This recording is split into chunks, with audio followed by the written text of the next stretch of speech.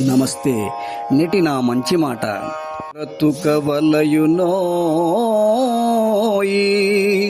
పదుగురు మెచ్చంగా, మానవత్వమున్న మనిషివోలే.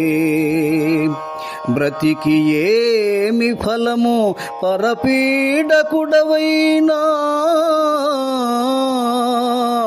బ్రతికి ఏమి ఫలము పరపీడకుడవైనా, మరువకెప్పుడు నాదు మంచి మాట.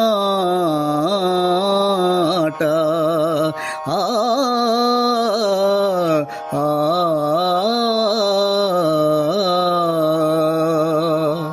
మిత్రులారా, క్షణభంగురమైన మనిషి జీవితంలో నీ మాటల వలన గాని చేతల వలన గాని ఎవ్వరికీ హానికి కలుగకుండా చూచుకుంటూ, నీకు వీలైనంత మంచిని అవసరమైన వారికి చేస్తూ 10 మంది నిన్ను మెచ్చుకునేటట్లు బ్రతకటం నిజమైన బ్రతుకు.